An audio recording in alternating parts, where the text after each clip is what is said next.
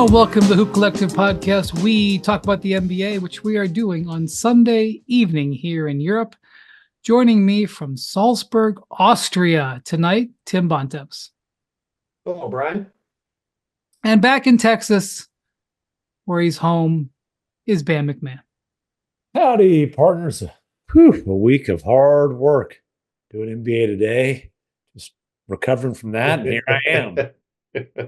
So, people in Paris don't put their dogs on leashes. I've seen them. This is the latest unexpected start to the pod, MacMahon. I did not know this is where we were going. Literally, I've seen them have them cross streets with their dogs without being on a leash, and the dogs, I guess, know what to do.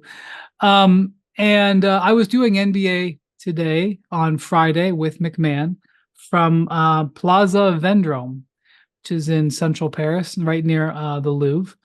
And we were literally in the middle of the show. I think we were in the middle of the segment, MacMahon. In fact, you might have even been talking. And there was a lab, probably a 5 to 8 year old lab, and he or she was not on a leash. And look, labs go where they want to go. They go the fastest direction between 2 points. His owner or her owner didn't care. And so the lab just cut right in front of us on the shot, pulled the microphone cable, had the camera start to fall, and basically the transmission pack, which we do live broadcast for, tipped over. Oh. Luckily, I think you were talking, MacMahon, and they were focused on your beautiful face. And the guy, our producer, Raj, somehow with one hand caught the camera before it tumbled on the ground, and the other hand caught the transmission pack so that it would not disconnect. All because the lab was not on a leash. And if the gentleman said, "Excuse me" or "Sorry," I didn't hear it. And he might have said "pardon-moi." That's in French. I don't think I heard that either. So these are the hazards of shooting outside in public at places in France with dogs. You know what they call those little small dogs in France? Wiener. Too early in the pod for this. My time in Paris is drawing to a close. I covered the women's gold medal game today. Team USA versus France. Might have been the best game of the week. There's some good ones. It was a wild game. As I said on TV, you've heard of the Miracle on Ice. This was dangerously close to being the Miracle on the Seine, because had the French pulled off the upset, and they were close, but not, they still need a few things to happen. It wasn't super duper close, but it was a 1-point game because at the buzzer, Gabby Williams, who used to start at UConn, hit a shot and her foot was on the line. They needed 3. She made a shot. She banked in, I think it's 20 feet. She banked in a 19 3/4 footer. I mean, it was also an unbelievable play to even get a good shot up with 3 seconds left, down 3. I mean, the whole end of the game was nuts. Well, I was talking to Cheryl Reeve, the team's coach, after the game, and she told me that it was a screw up because the players had been instructed to foul, and the ball got moved too fast, and they didn't foul. Yeah, that was crazy. Classic mistake. But anyway, the moment that was the key moment of the weekend was Steph Curry and Team USA, the men, beating France on Saturday night here to win their 5th straight gold medal. There is so much immense pressure on this team. All of USA basketball, the entire operation. There's dozens of tournaments that they play in. They operate U15, U17, U19 men and women. They're operating 3-on-3. They're doing camps. They're doing all this stuff. But at the end of the day, you got one thing that you got to win, whether it's success or not. And it's this game on this night. And Steve Kerr, his reputation is spectacular. His career is extremely decorated. Had they lost, he would have been vilified and all that stuff. And I got to tell you, there exists in my laptop here a story that I was having to write during the game that discusses the fallout of what would have happened if Team USA had lost, because they were down by 17 points late in the third quarter, and you have to file your story within a minute or two of the buzzer, because that's when it has to go out to all the platforms. So it does exist. The reality, an account of the reality with the Americans losing does exist. And I think I was probably responsible for writing that. But it is definitely one of the more memorable games that I've ever been to, the semifinal. And then I was going to say, which one? They were both great well, games. the Steph moment, the Steph moment's the big one. France, a week earlier. I do want to say that as much as we talk about France and how I'm very a big believer in their future as a federation and their challenge to the U.S. A week earlier, they were in shambles. Yep. And it's just it's a reminder that for the criticism the USA basketball gets, and some of it is fair, some of it, in my opinion, is not. Not everybody has it all figured out, and the French, were getting destroyed, and they were bickering with each other, and the coach was benching veterans, and the coaches, they were calling for the coach's head. And they were going to have this big moment they've been building towards for 7 years, and they were not even going to make the chance to play for any medal, much less chance to play for the gold. But the team that they brought was very well. We're on momentum. They had momentum. They had a good game plan, and Victor Wembanyama was not afraid of the moment. He played his best game of the Olympics, his best game with the national team, and definitely was a huge handful for the Americans. And so did several other French players. This was not a result of the Americans playing poorly, although they turned the ball over way more than was necessary. But Steph Curry, it's a 3-point game with about 3 minutes left, little right at 3 minutes, I think, when the U.S. got the ball. And the first three that Steph hit was with 2:44 left to push it from 3 to 6. And over a 2 minute and 10-second span, he hit 4 of them.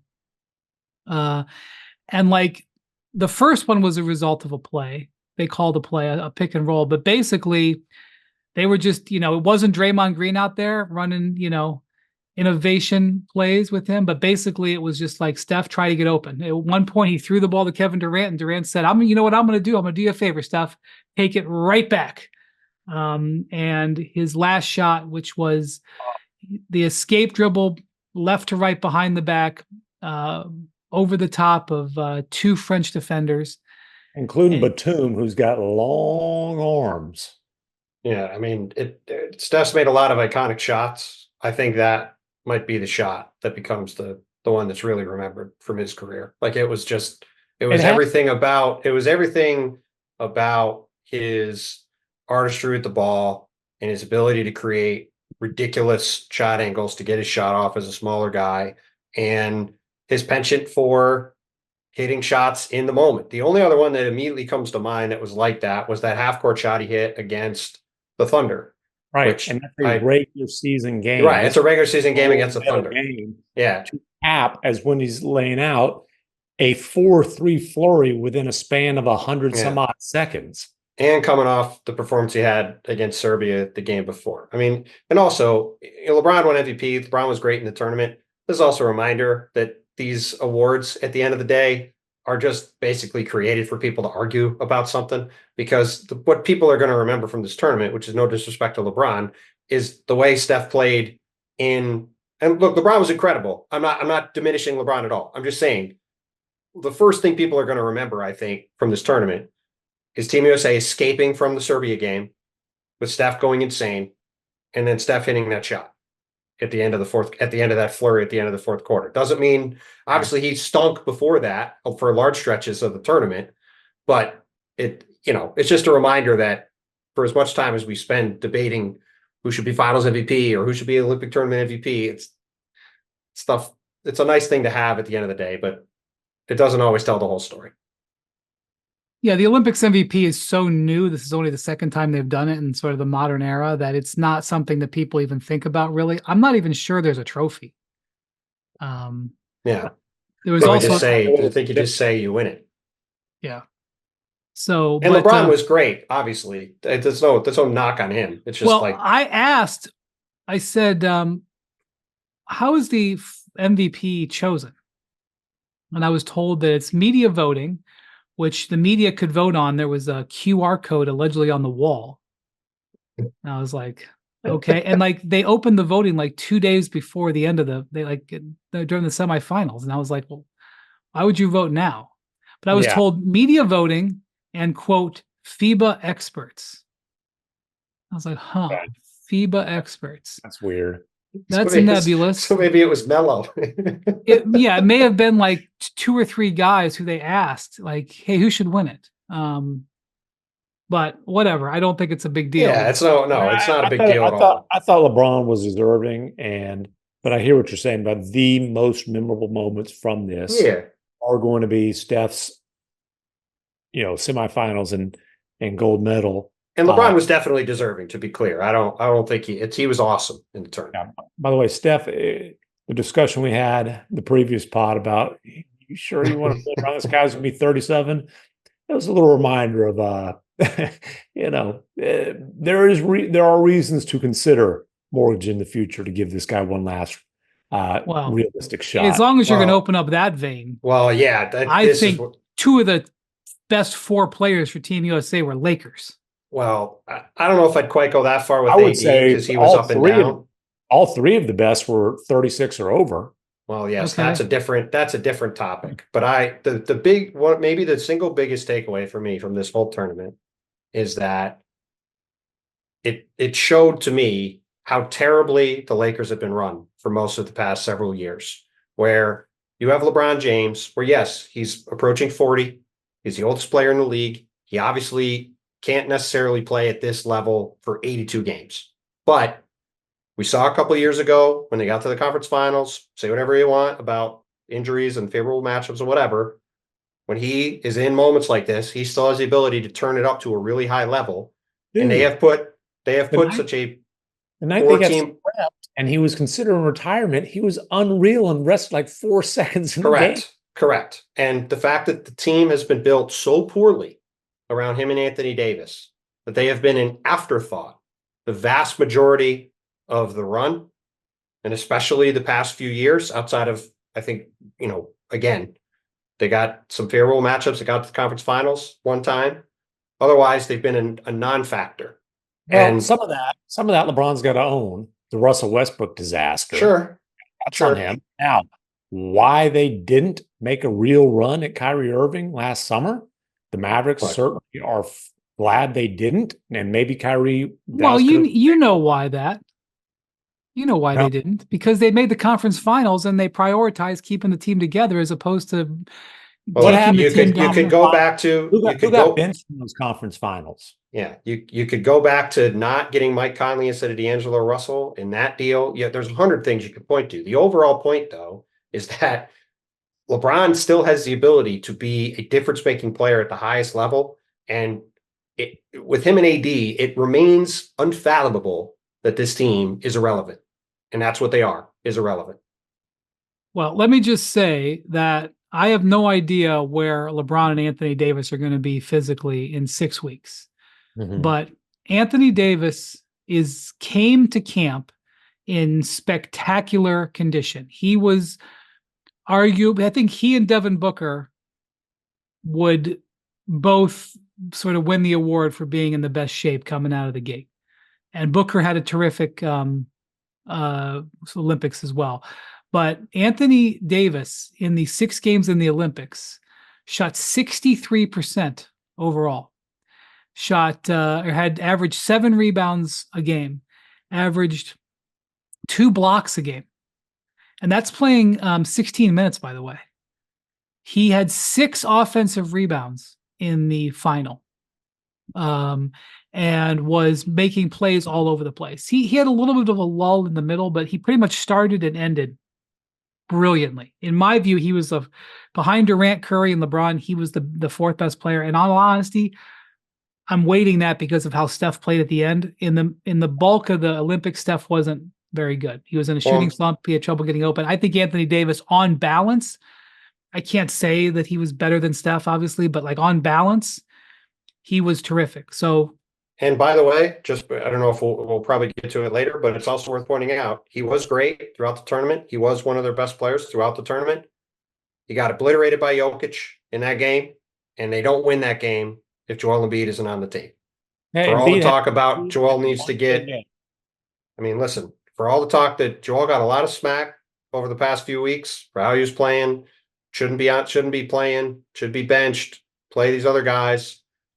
At the end of the day, he was on the team more or less so that they had somebody to go up against Jokic in that game and against the French, which obviously that game went a little differently because Rudy ended up getting benched and didn't play much. But when it really mattered in the one game, he basically was there to win for them. It was him, Steph, and LeBron with a couple buckets from KD late that won them that game. It's just, I think, Joel Embiid, 12 points. I'm sorry. Where is it? This is set up a little differently. I got it right here. 19 points, 8 for 11 shooting.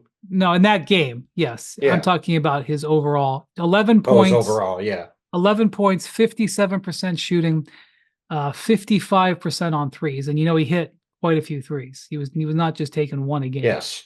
And he was absolutely spectacular in the fourth quarter of the Serbia game when it was all on the chips were all on the floor, on the table. Embiid went toe-to-toe with Jokic. And hit an absolutely devastating screen to set up Steph for that huge three with 3 minutes to go, where I think I would have died if I hit that screen. He leveled whoever. I think it might have been Fournier. But look, he took a lot of guff and had moments where he didn't look great. But look, they spent 2 years recruiting him to have him there for that game.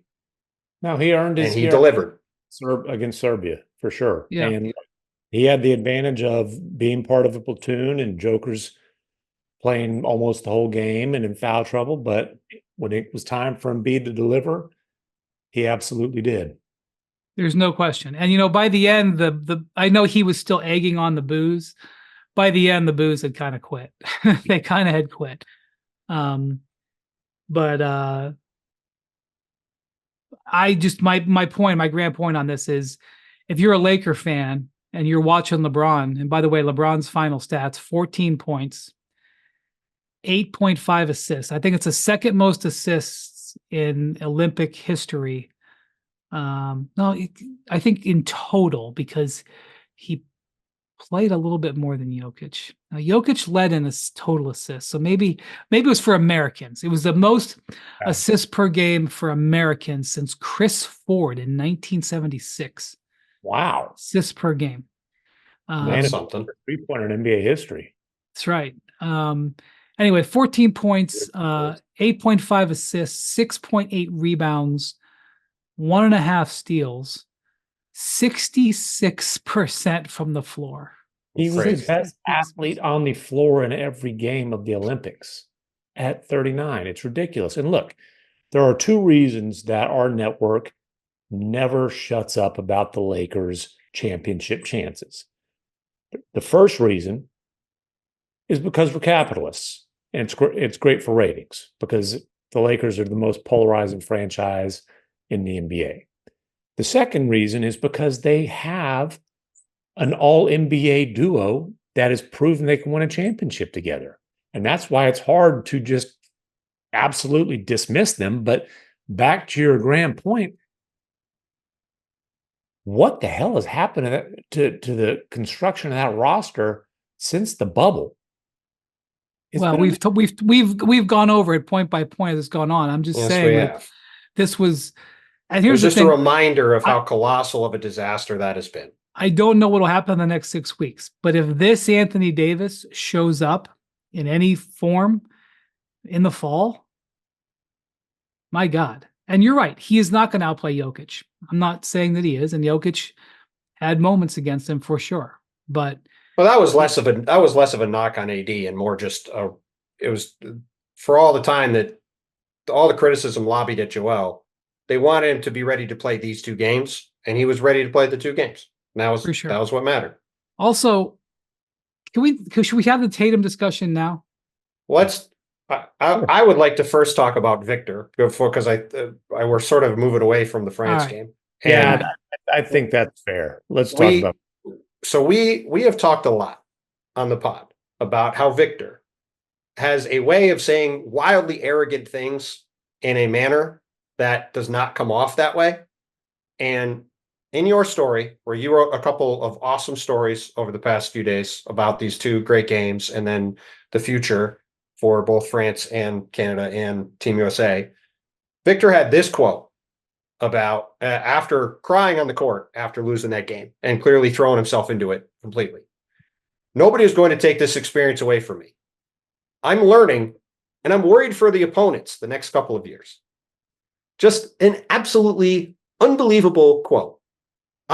Here I come. Everybody better watch out. And by the way, the reason, as we've said before, that this is not wildly arrogant is because it's true.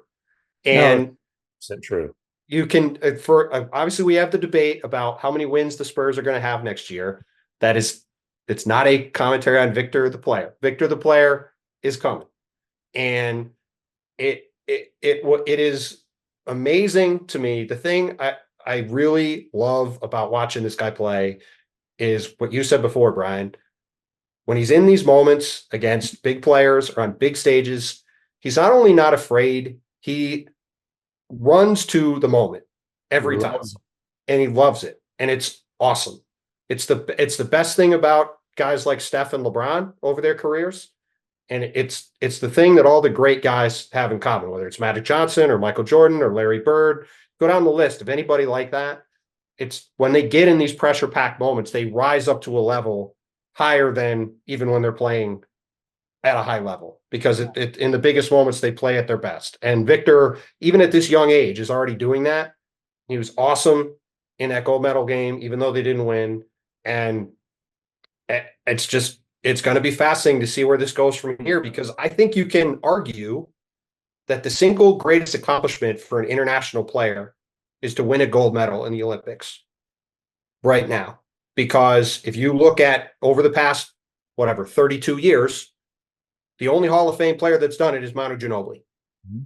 Everybody else has lost, right? And if Victor can do that at some point in his career, maybe as soon as in 2028, I think there's a good chance that ends up being the biggest thing in his mind on his resume, is being the guy that took down Team USA, wins the Olympic gold medal. And he's got a shot to do it because he's got a chance to be the face of the league for a long time. Listen, Joker's got a shot to do it. The only reason I think Jokic might be in trouble there is just because he, at that point, is going to be, 34? Yeah, right? He might not be able to jump anymore. By the way, Fair. The Fair Serbians, point. as a quick aside, the Serbians, I don't understand this timing. Maybe there was a really good reason for it. I don't understand it. They played the bronze medal game, Germany versus Serbia, at 11 a.m. local on Saturday morning. Maybe they had to play badminton in between. Nothing else is being done at the arena, okay? I'm not sure why. So the Serbians win the bronze. And by the way, their coach, Pesic, Kari Pesic, he said after the game that this was really the true gold medal game, because it was unfairly, both Germany and Serbia unfairly they got screwed by the refs. Yeah. He felt that Germany got screwed by the home cooking French refs, and that the U.S. and I like complaining about officials. I thought Adam Silver should have come down and given a flop warning to that guy on the Curry 3 late in the game. Or I guess Curry got fouled. That flop. Yeah. I mean, that's the definition of sour grapes when you blew a 17-point fourth quarter lead. I mean, come on. Oh, they also lost to the U.S. Talking about flops in that game, because Embiid had one of the worst flops. That the man dunks the ball, lands, and does a turn in the air so he can land on his back. You've heard of throwing yourself on the ground? Yes. He literally threw himself on the ground. But the guy from Serbia's about flopping. Yeah. The guy from Serbia's flop at the end of the game, I think Steph ended up getting fouled there. Was downright embarrassing. But anyway, Pesic complained about that, and so basically their sort of thing was, don't tell anybody, but this was the real gold medal game, Germany. Don't you agree? And we're going to take our bronze and we're going to pretend it's real. We're going to pretend it's a gold medal. And Germany's like, well, where the hell's our medal? Right. Well, frankly, Serbians, I can't believe they would put up with such nonsense as that. You better get out of Europe soon, buddy. Well, I'm just saying, like Serbians, Serbians aren't going to want to be told that the bronze is the gold. That's not how Serbians are. Serbians are no nonsense. They don't nonsense with that. I saw one of the, I think Basket News, a European site, reported the Serbians got a €60,000 bonus per man. But their water polo team that won gold got 200 grand. So if it's a real gold, they should get 200. Yeah. Well, I think Jokic used it on a private jet to immediately fly back to be at the track, because he was at the track today. But anyway, so the game ends at 1:00 ish, and the gold medal game isn't until 9 p.m. and the medal ceremony is not until almost midnight. And the Serbians have to come to the medal ceremony at around midnight. Maybe they have to get there, a little early, maybe 11, to get their bronze medals. And and by the way, this isn't just supposition. It was all over social media. The Serbians were partying. Yeah, we're lucky they were able to get up on the freaking platform. You're lucky they were all wearing full outfits. Hey, the blood alcohol levels looked like their 3-point percentages. I saw a video of them on a bus singing a song, Brian, that people were saying was all around the Olympics. Are you aware? I couldn't even really tell what they were singing, but are you aware of this song that's everywhere? Yeah, they were singing a song, but they were singing it to their coach. They were changing the words for their coach. If it's the same video I saw. There was kind of like an anthem. Kerr called it a European anthem. I don't know. I don't know exactly what you would call it, but yes, there was sort of a song, like a chanting song that they sang. How's it go? I'm not gonna open myself up to more embarrassment. Listen, dude, you owe a service to our listeners and our viewers. Our reporting is this. Anyway, buddy, I don't know. The word "ole" is in there. What do you want? It's not the ole. You can Google it. I think we can use the Victor thing to jump off to Tatum in 2028, because I think that's where he's not done telling us the whole Victor exchange. That's right. This all began with that, right? Yeah. So this is with Mike Finger of the San Antonio Express News, and the thing about it is that Victor is doing a majority of his interviews here in French, and there's a huge French contingent here. And so for all I know, what a surprise. Right, of course. For all I know, he was MFing, half of America in French. But this is what was the back and forth. He said, the Spurs talk about the currency of experience. You go through things you can put in your bank. He said, do you think you gained on that front? And that was Mike's question. Yes, it's a good question. And Victor said, no one's going to take that from me, the experience. I'm learning, and I'm worried for the opponents in a couple years. And then Mike said, which opponents, the NBA or FIBA? And Victor said, everywhere. Yeah, that's awesome. That's so great. That's so great. And it was hard for me to relate that in the quote, because I would have to use the report, because the quote is everywhere, and then you got to sort of set it up. No, but that's just great. You can call it arrogance, confidence, whatever. It ain't bragging if it's true. And it's true. And we can talk about his size. We can talk about his skill. Embracing and thriving when the lights are brightest is a talent. And there's no question. He has that talent. The question is, when are the Spurs going to be able to put him in those situations on a regular basis? Like this year, he's going to start putting himself there. Well, they're going to have to. The LeBron thing is a reminder, and I'm not, this is not a criticism of the Spurs at all, because they're just getting started. They've made a lot of smart long-term moves. But the LeBron thing is a reminder, even though Victor's at the other end of his career, that you can't do it by yourself. So he's got to get some help. As good as he is going to be, clearly. So you got to have both. The other thing is, Bontemps, you were talking about Victor's issues when he puts the ball on the floor. Yes. He was determined to put the ball on the floor against Germany in the semifinal, and it didn't go well for him. He was 4 of 17 shooting in that game. He really wanted to create off the dribble, and the Germans just were poking the ball from him. He just had a really rough game. It went worse against him the previous game against Dylan Brooks in Canada. You know, I didn't see a large part of that game because I was doing TV. But I mean, it's a similar deal. Inefficient, and like he's not a shooting guard, as Bontemps said last pod. Phenomenal finisher, not there as the primary initiator, and maybe never will be, and who cares? Well, he did basically catch and shoot, make very decisive moves in the final. The first 90 seconds of the game, I think it was the first possession, the U.S. won the tip. They created a shot, and the shot went up from the right side, and Victor was on the left side of the block, and Joel was right there, and Joel boxed Victor out. Joel was going to get an offensive rebound, and the ball came off, and Victor reached right over the top of Joel's head and took it away from him. And it was like you taking away from your sons, MacMahon. You just didn't even have to jump. And, Joel, when he has position, probably has never jumped in his life. I mean, he doesn't box that often, but when he does, it's pretty effective. And he reached up and it got taken away from him. And he was like, what?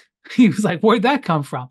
And then they went down the court and the ball swung around and Victor caught it about 24 feet out. Not even hesitation. Let it fly. Bam. You know what? He took a late step back on this. God, and he was like creating off the dribble, stepping back to his right. I'm like, man, that's a terrible shot. Out of curiosity, I looked up, like, what did he shoot on step back threes last year? What do you think he shot percentage wise on step back threes? Well, he couldn't I'm make. I'm going to guess it was something like 12%. Well, he couldn't make any threes for the first 2 months of the season. So I don't know if you draw a line, but 46%.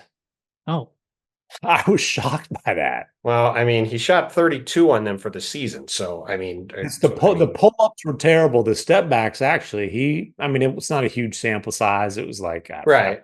Well, yeah. Well, in this tournament too, he shot 11 for 38, which is 29% on threes. Yeah. What I would love for Victor to do for next year. What did they not have on that team? A freaking point. I know. By the way, I would not say on balance, Victor had a quote unquote great Olympics. He had a great opener and a great That's gold right. medal. That's right. And the other game, the defense, the rebound, and he struggled offensively as a scorer, but he was impactful. Yeah, I mean, the thing I would love to see Victor do next year or the next couple of years is stop trying to be a guard as much. And just like I've said this before, I think he's got a chance to be Dirk on offense and Rudy Gobert on defense, which is an insane player. Well, and if he just watches, and the dribbling could come later to me, but to me, I would be like, look, play like Dirk, learn that one-legged step fall away jumper that's unblockable, and just become a knockdown. He's worked on 3-point shooter. No, I know. Listen, I would say Dirk with Tyson Chandler's rolling and finishing ability. That's fine too. But I just mean, Dirk was an MVP and a top 20 player of all time, and an unbelievable shooter. He's still, like you said, he's taking these pull-up threes. I would like him to just become a 38 to 40% 3-point shooter, which with his form, I think he's got the capability of doing that. If he does that, forget the dribbling stuff. He's unstoppable if he does that. The dribbling, it's like attacking closeouts and that kind of thing. Yes, like defense loaded up against you and you're just going to create. No, but dude, as like his ability as a lob catcher. Oh, it's unbelievable. I mean, this is all nitpicking. I mean, he's insane. Ridiculous. Yeah, he's completely I'm excited. I know Chris Paul is not point guard that he used to be. I'm very excited to watch Victor Wembanyama with highly competent, high IQ point guard play and some decent spacing around him. That'll be fun. It wouldn't shock me if he's a first-team All-NBA player this year. It would not shock me at all. There's a bold prediction. What's the bet? Let's go. It's not a bet. It wouldn't shock me. I'm just saying. Dude, honestly, the second half prediction. Last year, he was playing at that sort of a level. Brian, MacMahon is racing past you in the Victor hierarchy. When's the last time you felt this impressed by a rookie? I know the answer. Who? The guy who made All-NBA second year in the league. Yeah. Yeah. Luka Doncic. Yeah. He was even more impressive. But yeah. So Luka made that leap coming off of his rookie year.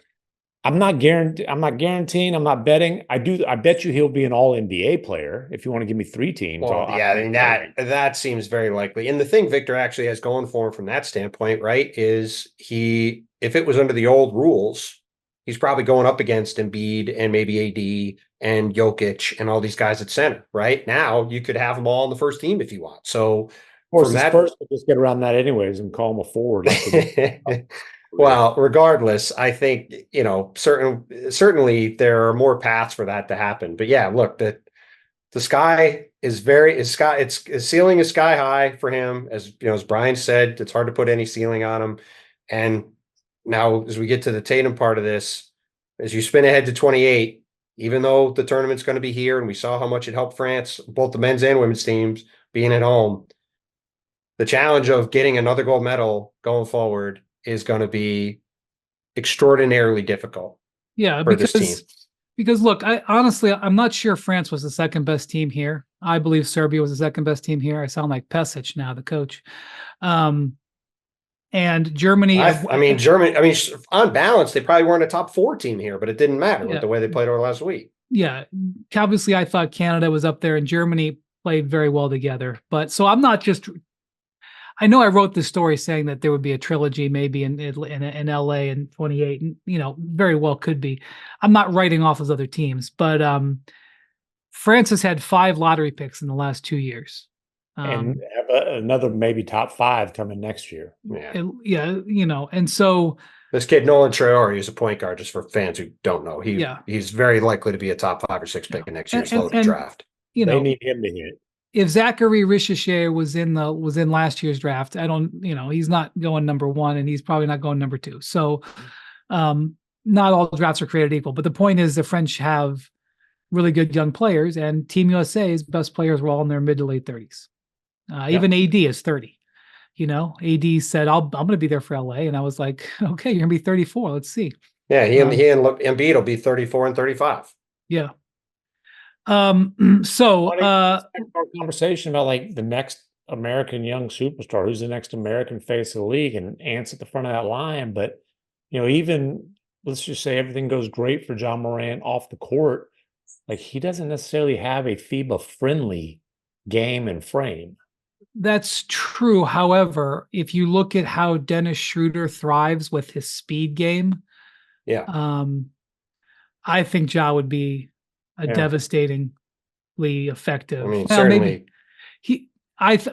Look, there was a time not long ago when I was convinced that this league was going to be Ja's. Like I was a big believer in it, and I'm not giving up on that. I'm not predicting it.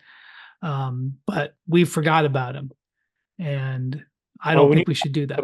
The most promising young Americans in the league, he's still very high on that list for sure. Also, I would say to Mr. Chet Holmgren, please schedule some summers. In fact, I was talking to an international scout who used to be an NBA coach, and he actually floated something. And Bontemps, I'll be interested to hear what you think about this. So Team USA does not have to qualify for the Olympics in 28 because you are the host country, you get in, which takes the pressure off. The big thing about the World Cup, the most important thing about the World Cup is that it qualifies you for the Olympics. The World Cup, there's 32 teams in it. The Olympics, there's 12. and one is guaranteed to be from Africa and one is guaranteed to be from Asia. No offense to the African and Asian teams. South Sudan showed this year that the African teams are getting much better, but there's a European or America's team that's held out that probably is a higher quality in a lot of cases. So considering I do think that there is a need for the U.S. to do more development of the Team USA, and since it doesn't really matter where they finish in the World Cup, I don't necessarily think it's the worst idea in the world to take all young guys to the World Cup. Like, do what they do in soccer for the Olympics and say, we're going to take all 23 and under. Why, though? Because we're going to start developing FIBA players. We're going to start we're going to say, hey, commit to playing in the summer in 26, commit to playing in the summer in 27, and you're not promised for 28, but let's see where it leads. It's an interesting idea in theory, what I would say. And look, I think, by the way, the 27 World Cup is in Qatar. Okay. I'm aware, it is going to be who's allegedly taking over for you to cover it. So by the way, MacMahon, after I got home to this hotel yesterday at 4:30 in the morning, there it is. I officially mailed the national team baton to Bontemps straight to Austria because it'll be cheaper. It'll be arriving in the morning there, Bontemps. Lucky me. What's the summer on the Team USA front?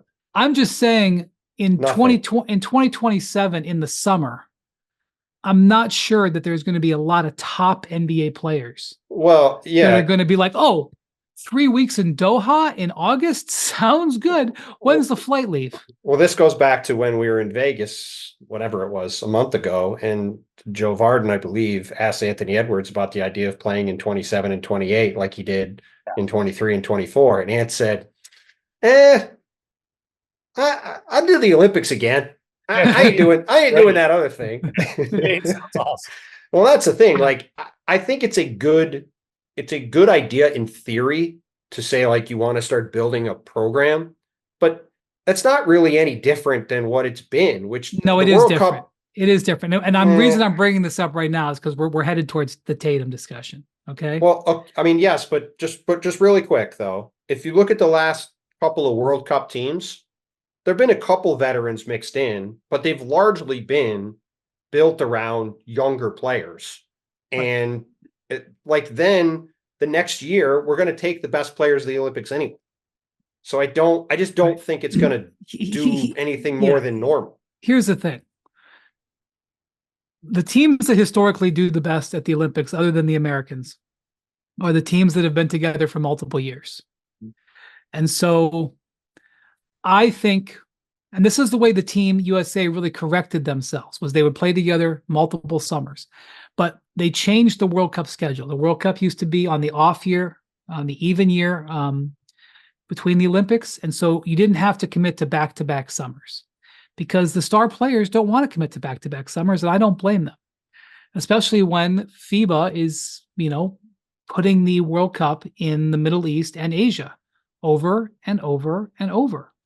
And if that's what they want to do, the FIBA doesn't care about the U.S. They don't care if the U.S. doesn't qualify for the World Cup. They're fine with it. They'd love it because it would mean that somebody else would be there to develop basketball. FIBA would like nothing more than the U.S. to lose a little bit, not because they hate the U.S., but because they want there to be more competition at the top. So I just think whether or not you want to send the young guys together or not, I just think it's a good idea if you can, to get some sort of program going. And the reason I bring this up on Tatum is that maybe there shouldn't be in spots 11 and 12, maybe there shouldn't be star players there. Yeah. Maybe there should be FIBA players, NBA players, don't get me wrong, but FIBA players who have played for multiple summers in a row. It's not your problem anymore. You don't have to talk about. Well, I'm saying because the World Cup is in Qatar, and because you don't have to qualify for the Olympics, it might be an opportunity for USA basketball to reevaluate the way to build their program, because Well, but I guess the only thing I'd say is that I think that's more or less what the World Cup teams have been. I think it's just more of a question of when you get to these Olympic teams and you have the ability to pick oftentimes, but even, I mean, can't even say that. This is the first time in how long that they've truly had the pick of the best players. I'd say it's since London, right? yeah, So the last 3 Olympics, Mhm. they have, I guess, 2 Olympics. This is the third one. In Rio and in Tokyo, they didn't have really the pick of it. There but were but wouldn't guys that be even more reason to develop a team year over year? Wouldn't that be even But more reason to do that? but I guess the only thing I guess, where is the development though? Like, okay, they play in Here's my thing. 27, but then My what thing, happens? if the US would have lost to France, okay, Right. the story that I would have written, and I still kind of believe it, but our talent was so good there that it didn't end up mattering. The story that I would have written is that the US needs to have a multi-year program. You need to go back to the multi-year commitment. And when I say that, I realize you're not getting Ann Edwards for 3 years. But Multi-year commitment would have cost you their 3 best players this year. well, I didn't let me finish. I was saying, I'm not saying for every spot, but you may need to, and I still kind of believe this, that you may need to develop a national team that maybe you can bring the superstars into, but you have a core national team. But I just think that only works if you get, like, to me, I think it's I don't think it's a bad idea in theory. I just think in practice, you'd almost have to get these guys to sign up for 27, 28, 31, and 32, which you're not getting anybody to sign up for a 6-year commitment. No, I'm saying you spend 27 thinking about developing a program, not trying to qualify for the Olympics. That's what I'm saying. But I guess, All right, we're being repetitive because I want to get to Tatum. Okay. The point is, Steve Kerr tried to say this, and some people, I guess, listened, but most people, it seems to me, didn't. And for some reason, it's a simple theory, but it's hard for people to understand. This is not the NBA. This is in the Olympics, you are trying to win 6 games. In all honesty, you're trying to win 3 because you're trying to win the quarterfinals, semifinals, and finals. Right. The decisions are not being made based on NBA framework. They're being made on FIBA framework. This is even more why I think that it would be a good idea to have a national team. But okay, so what you had here is Steve Kerr decided he could play 10 guys. That's it. He tried to play 11 a little bit, and it didn't work. When he played 11, it didn't have good results. And their evaluation was that against Serbia, Jayson Tatum was the 11th man. Frankly, when they played against Brazil, Jayson Tatum was the 11th man. But specifically against Serbia, they viewed him as the 11th man. Now, the wave of fury when people would say, but he's a 3-time first-team All-NBA player. But he's this, but he's that. You guys know how I feel about Jayson Tatum. You've mocked me for my belief at Tatum's elite levelness. I don't know. I was the guy saying it was going to be the summer. I was the guy saying it was going to be the summer of Tatum, which, it was summer of Tatum. He won the title and got a gold medal and $300 million. That's right. Okay, so he got all the stuff. But that is based on his performance in the NBA. That is not based on the way the team is aligned to play Serbia. I don't understand why this caused such a problem. He wasn't the Celtics' best player in the, obviously either in the Eastern Conference Finals or Finals. When you look, if you go back to the first game against Serbia, he doesn't play in that game. I said it then. This was arguably the greatest collection of talent we've ever seen. The only comparison for it, really, in my opinion, is the Dream Team. And you can make debates about which one's better. So some people will be on different sides of it. That's fine. The point is, if you have 12 of the best players on the planet on the team, some of them are not going to play. And if it was Devin Booker instead of Jayson Tatum, okay, there'd be people who'd be mad about that. But Devin Booker's also awesome. Yeah, same with Anthony Edwards. Same with all these other guys. Yeah, the difference is He's not coming off of another first-team All-NBA season and a championship, but that doesn't mean it was a bad decision. Like, it wasn't. And listen, Right. Jayson Tatum's awesome, but he's not a Yes. top 5 player in the league. He's Well, he's not a first-tier superstar. He just isn't. Well, listen, okay. Here's the bottom line. You have Kevin Durant and LeBron James on the team. They are both better than Jayson Tatum at this point. Yes. I think in the eyes of just about everybody, right? So they are taking 2 of the forward spots. They're then, to your point, Brian, they're playing Bam Adebayo or Anthony Davis, however you want to frame it, at the 4, right? So there's another forward spot. So if you have those 3 guys playing forward spots. And quite frankly, Devin Booker, who sometimes, you could say that he was playing 2 guard, but there were times in the alignment they when he was started him at 3 almost every game in the tournament. So he's taking another forward spot. Hey, yes, and Steve Kerr praised Devin Booker up one side and down the other. And one of the things he praised about Booker over and over was his willingness to play the role, whatever role was needed. There were times when they needed Devin Booker to play ball pressure defense, that his number 1 responsibility out there was to pressure the point guard, and anything else was secondary. There were times when they asked him, pressure the point guard when he comes up the floor, and on offense, just move the ball. And if you catch it and you're open, you can shoot it. But that's your job. And Booker never complained 1 second and just did it. In fact, Steve Kerr, the press conference ended yesterday, and Durant and who was up there with him? Durant and brain fart. It wasn't Durant and Steph were up there with him. Sorry. And there's a lot of questions about Steph and Durant, blah, blah, blah, some LeBron stuff.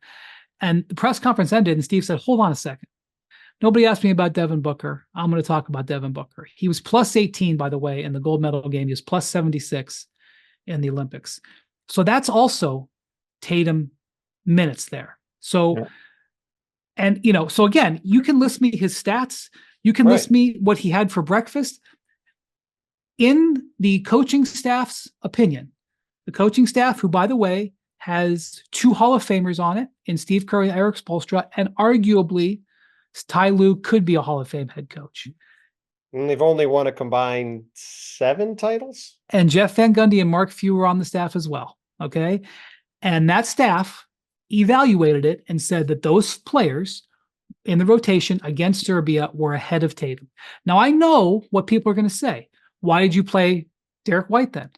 Well, with all due respect, my dearest friends, Derek White and Jayson Tatum do not play the same position. Why did I hear 1,000 people say, but Derek White, they don't play the same position? And Serbia has 2 NBA guards, Bogdan Bogdanovic and Vasily Micic. Bogdan and Vasily Micic combined for 40 points in the final, in the bronze medal game. They were pretty much the biggest reasons, other than Jokic, as to why they won that game. Those were being guarded by Booker, by Derek White, and by Drew Holiday. Jayson Tatum was not defending those guys. So just do the math. Where are the Tatum minutes coming from? Where are they coming from? Now, you can say in the opening game, when they were way up, that Tatum should have played. And I agree. I think it was a self-inflicted wound not to play Tatum in that game because it opened up tone for it being a constant big deal. That's right. Throughout the whole Olympics. So, okay. So listen, we have a reason to look forward to Celtics versus Warriors next year. Is it going to be the revenge of Tatum? Is it going to show Steve Kerr just how good he is? I just want to know.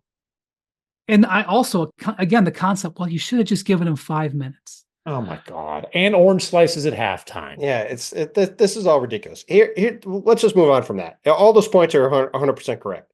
The other thing that was funny about this whole discussion were the people who were declaring that this could prevent Jayson Tatum from wanting to play with Team USA in 2028. Let me just tell you right now, Jayson Tatum is going to be playing for Team USA in 2028 if he's physically able to play and ready to go.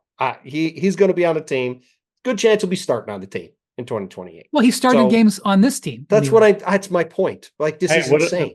What are the chances he's still the 3rd team power forward behind LeBron and KD? I do not think that will be the case Hey, at Phillies, but who I will knows? not rule out KD playing, and I talked with Team USA officials, and they would I hear you. they would give him a provisional yes right now. Oh, listen, At I this mean, point, I Kevin wouldn't wants rule to out play, he'll be on. LeBron. Also, I want to say something else. I know, Tyrese Halliburton didn't play in 3 of the 6 games at all, and he played like, garbage minutes in the others. We knew coming in Tyrese was the 12th man. I'm sure Tyrese didn't have the greatest. Well, I don't know. We didn't know that. I Did you did. see his I think it was an Instagram post, maybe It it was was a on very funny whatever it post. was. He said, basically when you don't do anything but still get an A on the group project, and he had a Yeah. picture of him with his gold medal. Yeah. Also, Halliburton, from what I understand, suffered a minor leg injury during the Olympics, and he had an MRI. It wasn't like bad enough where they shut him down. He was obviously out there, but there was an injury there as well. So, Well, let's just hope he gets healthy by the start of the year, because he has not been the same player since January when he hurt his hamstring. And his first half of last year, before he hurt that hamstring, he was as good as just about anybody in the league. And I'd like to see him back to be that player. So hopefully over the next 2 months, he gets himself right physically and is ready to go in the fall, because the Pacers have had a busy summer. They've done a lot of stuff, and I want to see that team at full power with him flying around the court again. I did not understand why Steve Kerr and the coaching staff, because it's really the whole coaching staff. Obviously, Kerr is the face of it. They were winning games by an average of 20 points. It ended up being 19 points. It came down a little bit after the Serbia, and I think it was 24 points going into the last 2 games. It ended up being 19. They were winning games by 19 points, and the coach was getting Bob Cousy is coming out again, of the this woodwork. is- Raymond Green was crying about it. Oh Well, my listen, God. this is His own coach. This is the thing. This is the thing about Team USA, and it's another reason why 2028 is going to be extraordinarily hard. It's about the most thankless job in the world to be the coach of Team USA. Just like And get a medal. The only job that's less thankless is being the women's coach, because they've won 61 games in a row. They have by far the best team. And if you do anything but win, you're going to get killed. And along the way, if you have a team that's this good, you're inevitably not playing Jayson Tatum or Devin Booker or Anthony Edwards or Bam Adebayo or some other awesome player. And there's going to be 100 questions about, well, why aren't you playing Joel Embiid this game, or Jayson Tatum this game? Or why are you doing this? Or why are you doing that? And it's, even if you are winning every game by 25 points, there's still going to be something for people to get upset about. So it is a pretty thankless job. And there's only going to be more pressure when the Olympics are here in LA, and it's going to be the whole world waiting to see if they're going to win another gold medal. And you're going to have Shai Alexander and a Canadian team that's only going to be better. And Victor at that point will be 24. He'll be coming off his 5th year in the league. He's going to be in his full pomp at that point. You're going to be talking about a guy who's on a fun supermax at that point, and who knows how good it'll be then. The other thing is, like, the media here, there wasn't that much American media relatively. There wasn't that much media like coming to practice and stuff. No, it's going to be like the finals every day for that. They were practicing at the old gym where Victor Wembanyama used to play his games. It was a second floor gym. There was 10 media, 15, maybe not even media members in LA. If Jayson Tatum didn't play in a game and then they practiced at UCLA, they'd have to it would be like a finals press conference. They have to hold it like an auditorium or something. Yeah, that's what it's going to be. I mean, that's what it's going to be like. So you're already going to be looking at a team that's got less talent, because maybe even if they have, I guess I shouldn't rule out those 3 guys playing again because they're superhuman, but I'm going to, just for the sake of the argument, say it's unlikely 3 guys who are 40 or older are going to play in the tournament or be the 3 best players on the team again. Because if they are, that's probably also a bad sign. And then, we haven't really seen evidence that these other guys are going to be able to get to the level. Go ahead. I want to see Steph, KD, and Curry in LA for the 28 Olympics, winning that damn KD, 3 on and Curry. 3. I assume you mean Steph, KD, and LeBron.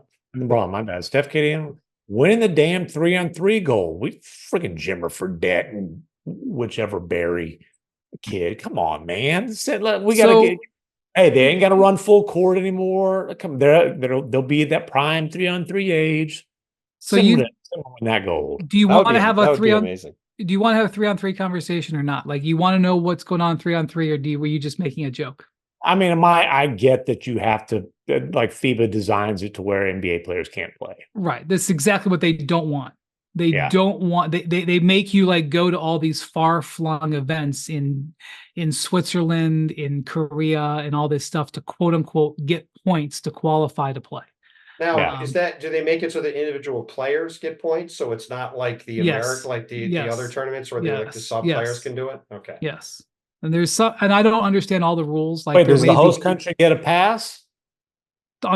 no, I don't. You know what? I don't know. I don't think so, because Let's look for some loopholes. the the American men didn't get to play in Tokyo, even though they were the World Cup champions. FIBA makes things so damn confusing. Well, in a The vacuum, I only thing understand. FIBA does, I like the you can take the ball off the rim thing. They No want- goaltending, you can knock it out. Other than that, FIBA's weird. Well, Vincent Collet, the coach from France, gave a dissertation on why the European teams are, there was some terrific stuff that happened the last day. Like, Dennis Schroeder at the press conference said that, basically European basketball is higher IQ basketball. He said it was lower entertainment and higher IQ. And then Durant posted a team picture after winning the gold medal and put entertainment and IQ. Vincent Collet basically said that they don't play weak side defense in the NBA, and they don't move the ball. They play isolation basketball, and that, FIBA knows how to do it better, and that the teams are better essentially, and that the US just has better talent, and that's why we don't win. And so there was some of that going on, classic stuff, but he got swept in the French League Finals when he had Wemby. Tell him to shut up. Did they get swept? Yeah, Wemby lost the French League Finals 03. Okay. Well, Monaco was very good at that time. That's who they lost. It's going to be Wembanyama. Yeah, Victor was pretty good too. It's going to be interesting to see how this stuff develops over the next few years, because I think, we've talked about a lot how, even though Joel played on this year's team, that there's been 5 straight MVPs from outside the States, and I think there were 2 No or longer 3. can say that. No longer can say that. Embiid's American, baby. All right. Well, by the way, he is American. He's been here since he was 16. He's I understand. 30. He was born in Cameroon. So the point. By the way, real quick on that.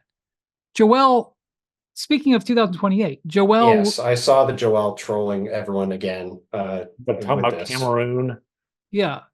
He said if Cameroon, he didn't say, he kind of indicated he would go play for Cameroon if they qualified. He can't at this point, can he? So you could get a dispensation to play. He also was trolling the French, I'm sure, in doing that. I mean, Joel. Honestly, I wish he would do it. I wish him and Siakam would play. Well, I mean, who knows? You have to get a dispensation. No one is ever going to give. They're never going to give a dispensation to help the prime teams. Like, they're not going to help USA or Canada. To take Embiid off of Team USA, they'll probably do it though. But I'm saying they would do it. They wouldn't let him go play for France. They would let him go play for Cameroon, though. Right. But again, we've talked a lot about how we're running on 5 straight MVPs who have been from outside the country. And, with Luka, with Shea, with Victor, there's a whole bunch of guys coming who could make that streak go on for a while. Still Joker. He's won 3 or 4. Right. Yeah. I mean, Giannis is still awesome. Jokic is still awesome. Like it's not a certainty that's going to change anytime soon. And that's only that to me is going to be a very fascinating story to watch between now and 2028 as we go to these Olympics, because, it's just going to be really, was just my thought coming out of this weekend. Like, for as great as this team was, they still needed a Houdini act to get out of that Serbia game. And, they played okay, threw the ball all over the place against France, but, had a fairly difficult game against France. And that's with Steph still playing at this level and LeBron still playing at this level. They did only beat France in Tokyo by 5. And Durant had 29 that game. He wasn't as supreme as Steph was in the last 2 minutes, but he was on balance a more dominant force in that game. Well, yeah, So, and that France team was probably better, and our team was clearly worse. yes, that's Yeah, true. I mean, Batum was, man, poor Batum. That was his last. I don't know if you guys saw, but he I saw he announced his retired. retirement from the French national team, and the guy had a legendary run: 4 Olympics, 4 World Cups, 4 Euro baskets, a total of 7 medals. And his last game in a French uniform is a loss when he's got to chase Steph Curry around the whole damn court and ends up getting just an all-time iconic shot splashed in his face. And then a few seconds later, I don't know how he got it, but Huge gash on his face. Anthony Davis hit him with an elbow. I Yeah, mean, and not on purpose. It was bleeding like a stuck pig. And that's how his French national team career ends. in Paris. In Paris. Yeah. The other way to look at it is it ended with a silver medal, which, he's got a couple of those. And I think maybe there's been one I shouldn't talk about the history. They won one Eurobasket, I believe. 2013. I believe those are their first 2 Olympic golds, although, like I said, I'm not certain about that. Yes. They won Olympic silver. They won silver, and they've won 4 silvers. Oh, they have 2000, and then 1948, 2000, then the last 2. Yeah. 48 team was tough. 48 team, well, I could say some things about 1948 in France, but I won't. All right. Thank you for listening to the Hoop Collective podcast. Thank you to Bontemps. Thank you to MacMahon. Thank you to Jackson, our producer. Thank you for watching and listening. Bontemps and I are headed back home, MacMahon. Do you want a bit of French farewell? Do I want what? Bit of French farewell. These Olympic Games worked out very well. Fortunately, there was no major problems, and the Olympics, logistics went very well, and generally was well treated. It was excellent games. By the way, the women winning the gold medal today clinched the Olympic title, such as it is the mythical Olympic title for the United States. Tied the Chinese in golds, and then we had the overall medal count. So that was a big win for the Americans, and so it was successful for the American team. And I enjoyed it, and I'm hereby retiring. Me and Nico Batum. I'm retiring from the national team, and it's been a great run. I covered 5 summers of the national team, 6 if you count years ago when I was at the Akron Beacon Journal. It's a terrific experience. Covering this team was an absolute joy. Most star-studded team I've ever been around. And for the most part, they were terrific. It was, great to be I had some opportunity to spend some time with their families. The atmosphere Thursday night after they beat Serbia, the amount of pride that all of those guys had for winning that game, coming back together, was immense. They were, I think, Durant talked about, he posted a video about it, but, and as they should have felt too. That was incredible. I was there when they returned to the team hotel on Saturday night, and their families got to congratulate them and celebrate them, just because we were there to do some interviews. An interview with Steve Kerr, and that was, pretty cool moment to see them celebrating with their families, to come in wearing the gold medals, to put the medals around their kids' necks.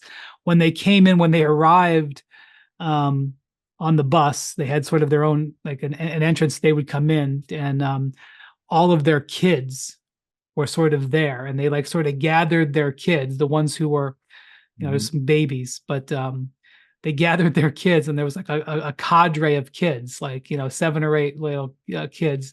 And as soon as their dads all came off the bus, they all ran to them, and they're all picking them up, and they've got the medals, and they're putting the medals on their kids, and they're putting the medals on their fathers and their mothers. And for guys who were all super duper wealthy, and most of them have great things, they were enjoying that moment in full. And so to follow this team around the world for a month, to be with them in Abu Dhabi, to be with them in London, to spend time. I mean, it was all work really. I didn't really get to do anything recreational here, but to be in London and Paris in the summer. You were hanging out at the Louvre, listening to opera singers the other night. Yeah, at 2:30 in the morning. It was really great. It was a great time. But it was a tremendous experience. And so thank you to ESPN for letting me work 195 hours a week doing it. And and I'm going home tomorrow and his life is so tough, man. It's so tough. Back to Omaha, baby. From Paris to Omaha doesn't get any better than that. Back from what do they call Paris? Rome's the eternal city. What do they call it? The city of light. The city of light. The city of light to the golden city on the hill. There we go. Yeah. He's got merch. I've got merch. He's definitely got merch. Paris. Did you hear from any of the Olympic people? Oh, is that a new hat? Same hat? Wow, look out. You're gonna mess up the product. Did you hear anything from the Olympic people about your merch? No, but I'm sure they were cursing me out in French behind my back. Did they say pardon my French? They did not. But homeward bound. Thank you for watching and listening. See you soon. Adios. What? Adios, amigos. Bonsoir, mon amis. Mise I thought it amis. was au revoir or something like that. Au revoir. Good night. Au revoir.